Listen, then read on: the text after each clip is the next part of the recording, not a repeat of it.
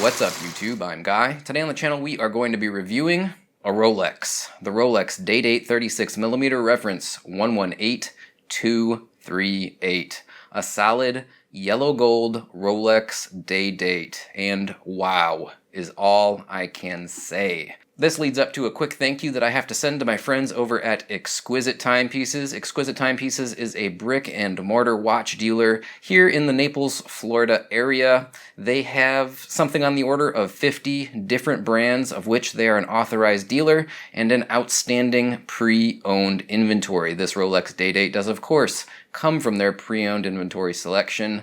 Big thanks to the guys over at Exquisite Timepieces for letting me borrow this watch. If you give them a call and you decide to talk watches with Evan over there at the shop, let him know that you heard about their store from Guy, and hopefully they will continue loaning me watches in the future. Before we jump over to the tabletop and check this watch out, let me give you a quick reminder that I am doing a giveaway celebrating both my 2-year anniversary on YouTube and celebrating reaching 10,000 subscribers on the channel.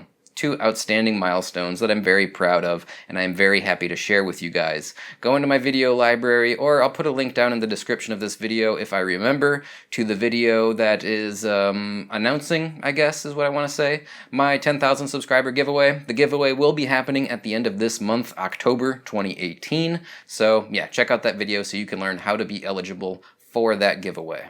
Alright guys, without any further ado, let's jump over to the tabletop. Let's take a look at this Rolex Day-Date 36mm, and then when I'm finished with that, we're going to come back over here with some of my final thoughts.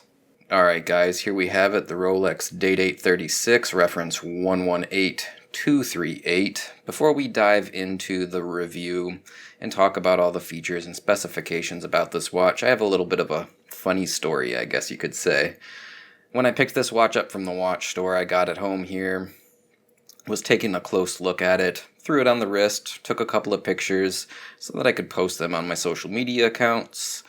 You know, I like to do that. I like to tell people what's coming up for review soon, so I took a few pictures. One of the places I posted was on the Horology 101 Facebook group, and somebody on there who obviously follows my channel said, "Oh great, another Rolex," or "you have a real problem, it's another Rolex," something like that. Yeah, it was playful ribbing. I didn't mean it to be offensive or anything, but I have to say, I guess I do have a problem. And I'm not afraid to admit it. I do love Rolexes. I even love this solid gold Rolex Day-Date. I think it's a beautiful watch. Another friend of mine asked me when I told him I had this for review, "Yeah, but could you really wear a solid gold watch all the time?" That's a difficult question for me to answer. Maybe I'll address that more in the closing thoughts, but short story, I'm not sure I could wear a solid gold watch like this all the time as a daily wear watch. It probably doesn't fit into my lifestyle personally, but I do appreciate that it is an extremely beautiful watch, and if money were no object, I would most certainly love to own one of these. Overall dimensions on this guy, for the case, 36mm in diameter, one of my favorite case sizes on Rolex watches. I love the way they do a 36mm watch. 20mm lug width, so absolutely perfect. Of course this is on a bracelet, but you can easily find any number of beautiful leather straps in 20mm to throw this watch on, should you desire to mix it up a little bit. Overall thickness on this watch, it's a little bit thick for a relatively dressy watch. Comes in at 12.5mm on my calipers. And the lug-to-lug distance from one extremity of the case to the other, the watch's wingspan, as I like to call it, comes in at 43mm, maybe just over 43mm. Overall, a lot of people would consider this a pretty small presentation, but when I show it to you on my 6 3/4 inch wrist, I think it will illustrate nicely that despite the size being quote-unquote small, it wears awesome, fantastic, beautifully on the wrist. So of course this is the 18 karat yellow gold version of the Rolex Day-Date. It is the Rolex Oyster case, and it is riding on a 3-piece link President bracelet with a concealed oyster crown clasp. We'll talk about this bracelet and that concealed clasp more in a few moments. But yeah, suffice to say, absolutely Beautiful implementation of 18 karat yellow gold throughout the entirety of this watch. Done very, very well. That includes the lovely fluted bezel. If you're familiar with this watch or Datejust, I'm sure you have seen more than your fair share of fluted bezels. The way that fluted bezel kind of reflects and refracts light is just, it's just something that you really have to see in person to truly appreciate. I doubt that my camera is doing it justice whatsoever. Now, of course, this watch, being a Rolex oyster-cased watch, does have, at a very minimum, 100 meters of water resistance, and that is in part thanks to the screw-down twin-lock crown that we find over here at the 3 o'clock position. This watch, like all Rolex watches, of course, has a sapphire crystal, and being as how it has a date complication at the 3 o'clock position, this sapphire crystal does feature a Cyclops magnifier. The movement in this watch, the caliber 3155, very similar to the 3135 that we find in our date-only versions of Submariners, for example. 48-hour power reserve, it's a 31-joule movement that runs at 28,800 vibrations per hour. This particular iteration of the day-date movement, the 3155, was released in 1988, as I recall, and since then it has had, a number of upgrades, as Rolex has done with many of their movements since releasing them 20 and 30 years ago. Most notably is the paramagnetic blue parachrome hairspring, making these watches very accurate, very resistant to timing deviation due to gravitational changes or positional changes, but also very anti-magnetic with that Breguet-style overcoil on the hairspring. These movements are certified superlative chronometers. What does that mean? Well, a chronometer is, at least in terms of a Swiss chronometer, a watch movement that has been certified by an organization in Switzerland to meet certain timekeeping criterias, being accurate within -4 to +6 seconds per day. Once Rolex gets this movement back from that institute, it is put in the case, it is recertified to be a superlative chronometer, and is accurate to within ±2 seconds per day. Pretty much the most accurate mechanical wristwatch on the market as far as guarantees go, if I'm not mistaken. Correct me down in the comments if there's any watchmakers that guarantee a better accuracy than Rolex. I don't think they do. Overall, I love Rolex movements. I'm very impressed with them. This one is no exception. Of course, coming out of my friends at Exquisite Timepieces pre-owned inventory, there's a little bit of wear and tear on this watch. We can see some minor scratches and scuffs on the side of the case, but we'll overlook that. Let's take a look at this watch up close. In particular, let's focus in on this oyster case. Again, I said it was a 36mm diameter case, but despite that relatively svelte size, I would not call this a small wearing watch. That's because it has some wrist presence.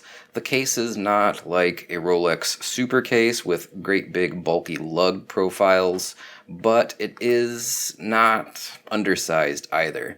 Because of the geometry of Rolex oyster cases, a little bit of a cushioned out effect on the side with these nice tapering lugs that join very cleanly with a relatively wide 20mm bracelet. The presentation or the size on the wrist is very favorable in my opinion. Now, if somebody had a big wrist, say 8 inches, perhaps they would prefer the Day-Date 40 version, but anyone at 7 and maybe even 7 1/4 and under should definitely think about these 36mm sized watches. Now, the finish on this watch, while I said it is a little bit scratched and scuffed up, it is, of course, Rolex quality, which is to say, absolutely beautiful. Solid, polished throughout the entirety of the case and on this fluted bezel with an alternating brushed and polished finish on the bracelet. The presentation works really, really well. A friend of mine was asking me, wow, that's kind of a blingy watch. How did it compare to the Daytona? Well, I can tell you that I thought that the stainless steel Daytona that I reviewed not too long ago was much more blingy than this watch. This watch might be a little bit more showy because it is yellow gold and it's hard to not notice all of that yellow gold on the wrist, but I don't get the same sense of blinginess that I did with the Daytona. The Daytona in the right light could outright blind you if you glance at it in the wrong direction. This watch is, despite the fact that it is a very high polished solid gold watch, I think a little bit understated. I know people are going to laugh at that comment, but yeah, I really do like the way that this presents. I think that it's beautiful, even coming from a guy with the perspective of not being a huge fan of solid gold watches to begin with. Talking about that fluted bezel here, we'll close in nice and close on it for a moment, and again try to give you a sense of how that fluted bezel plays with the light. It is really something that you just have to see in person to truly appreciate. I've seen Datejust in person with fluted bezels before, but I've never been this up close and personal with a fluted bezel watch for a significant period of time. I really do like it. It really has grown on me. Absolutely beautiful. Now, what happens if you nick up that bezel over time? Can you refinish it, resurface it? I don't know how that would work. Honestly, if you're the type that is a little bit anal retentive when it comes to keeping your watches in mint condition in particular, these very visible parts like the bezel, be careful with it would be my suggestion, because I am sure that getting it resurfaced, refinished without destroying the very sharp, crisp geometry of each of those facets on the bezel would be very difficult, if not impossible. Coming over to the right-hand side of the case, I did want to take a look at that crown. Of course, this is the twin lock, double sealed Rolex, twin lock crown. I guess that's the word I'm looking for. I had this same crown system on my Explorer. It gives us 100 meters of water resistance. The crown itself is quite small, but despite that, very easy to operate. No crown guards on the side of the case to interfere with the manipulation of the crown. Unscrewing it is quite simple. Just a little bit of backward spinning and let it pop out. Hand winding the movement. Silky smooth as you would expect from a Rolex. Just absolutely perfect. Pulling it out to the first position will let us set our day and date. Pulling it out to the second position does, of course, hack the movement. We can then set the time as needed to whatever position we require. I've got the watch set here at about 10 to 6 so as not to interfere with the day or the date complications. And as you can see, spinning the crown in the counterclockwise position lets us quick set the day up at the top of the dial, and spinning it in the clockwise direction lets us set the date. Quick sets on both the day and the date make it easy to keep this running or not running, but restarting it if it had stopped running. Overall, it's a very nice system. You can only go forward though, as you can see, 17th, 18th, 19th, Tuesday, Wednesday, Thursday. You can see that the disc does blank out over the date as you're changing the day. That's a little bit interesting, but it still stays on the 19th. Pretty cool system, works pretty well. Let's check out this beautiful dial. Now, I think that the most popular configuration, and I don't understand why, for a day-date, tends to be the champagne dial. Perhaps with Roman numerals like this one, perhaps with stick hour markers. I dislike champagne dials in general, especially when you have gold markers on the dial and a gold handset. I think that it really is basically not very legible. I love this white dial. If we kind of look at it in the light, it almost looks like an enameled dial, though I do not think that it is. I don't think that Rolex does an enameled dial. Correct me if I'm wrong down in the comments, but it has that same crisp porcelain white, very creamy white dial. I absolutely love it. Now, the thing that I would have to debate with myself, should I ever somehow manage to get the $31,000 that would be required to buy one of these watches, is would I get the Roman numerals like the one on this, or would I get the stick markers or the baton hour marker indices? I think I would go with the baton or stick markers, but I do like this one. It is a very close second for me. Now, if we take a look at the outer edge of the dial, of course there's a full train track style chapter ring or seconds track. Very nice little touch.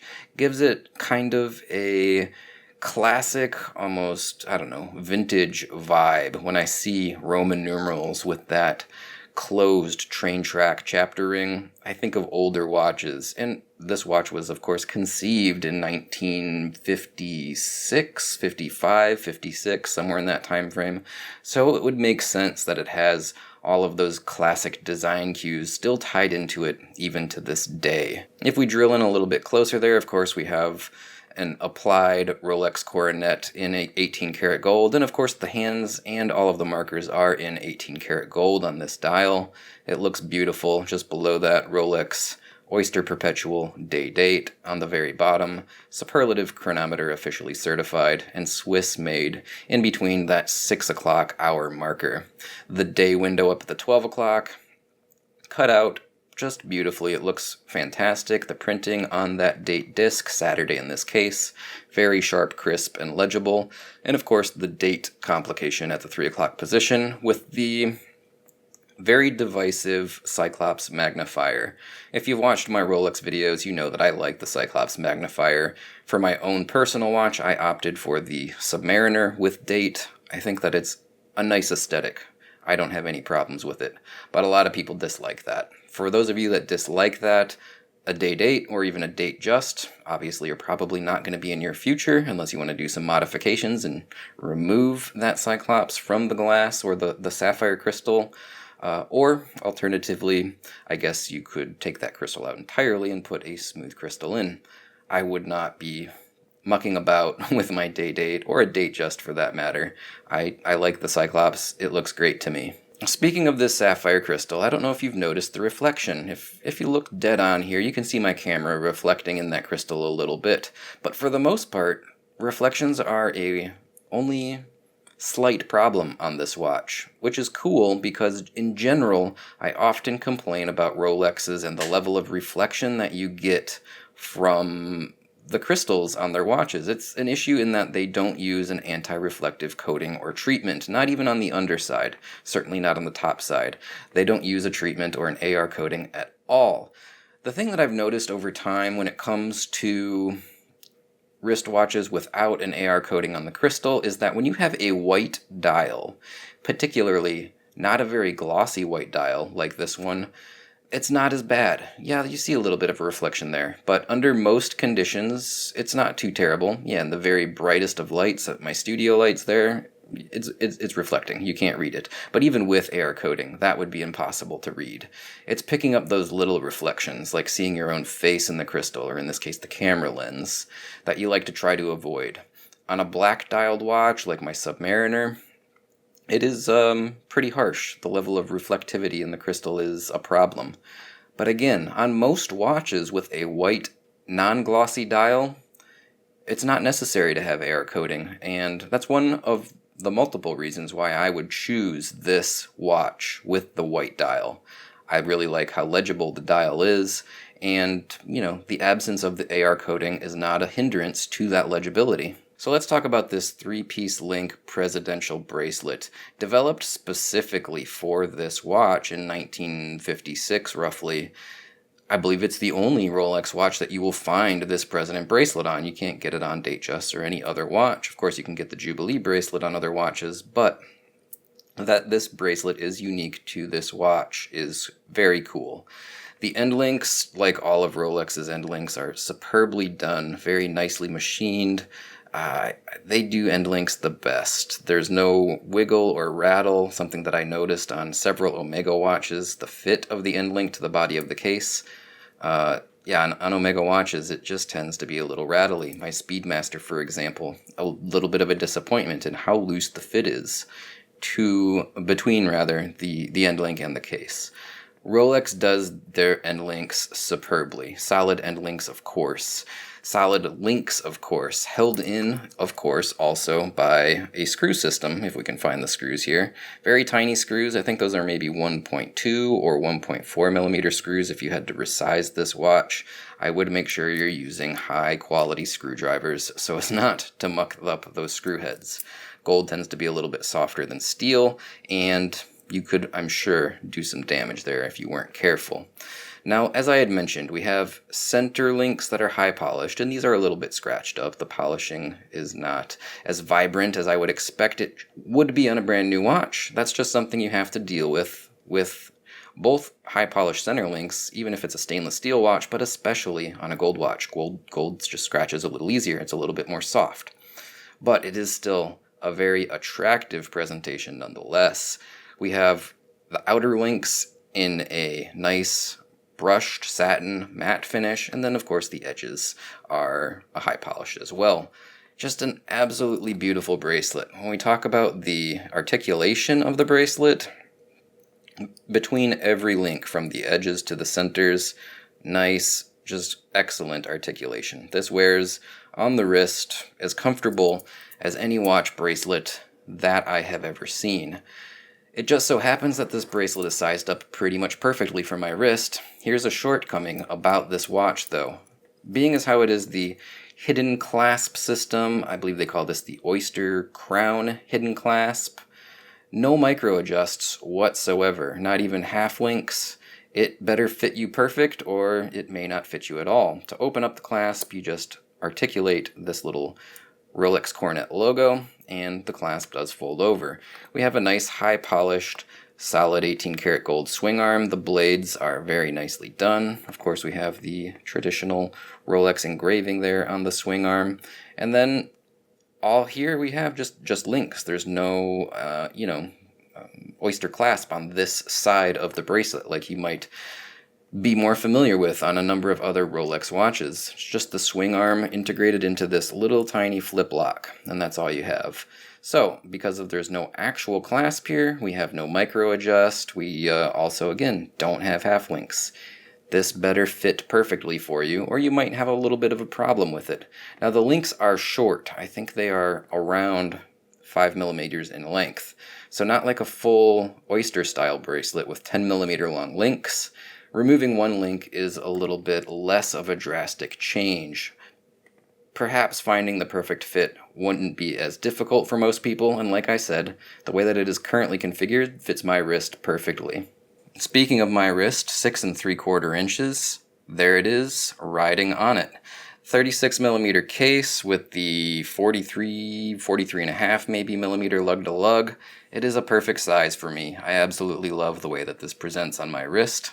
I reviewed the 36 millimeter Oyster Perpetual not too long ago. Same basic fit and feel. I love these watches, I love these sizes. Such a beautiful watch, the dial, the history and heritage of this model, and of course the brand. There's a lot to love about this watch. I know one of our friends of the channel, Hisham, is thinking about getting one of these. If you're watching this, I do highly recommend it. I hope you pick one up, my friend. So, yeah, I hope you enjoyed this presentation overall. Stick with me for a few more minutes. We're going to jump back over to the studio view with my final thoughts. Wow, that's really all I can say about this watch. The Rolex Day-Date 36mm in solid 18 karat yellow gold is amazing. Could I wear a solid yellow gold watch all the time? No, I probably couldn't. Could I wear it sometimes? Would I like to have a watch like that in my collection for special occasions? Yeah, if money was no object, absolutely. Unfortunately, I'm not sitting on $30,000 of disposable income right now, so the odds of me getting a Rolex Day-Date, very slim. Very, very slim indeed. Nevertheless, I did really appreciate having this watch here to review. I think it is outstanding.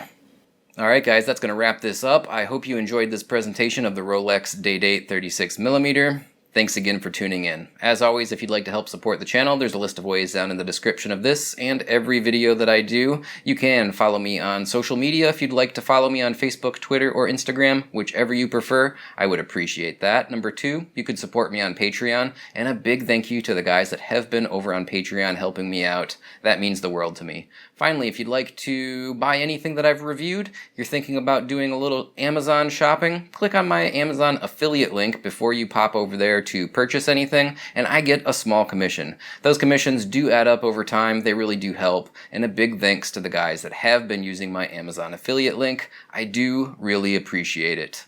Alright, well, yeah, I guess that's going to do it for today, so until the next one, bye now.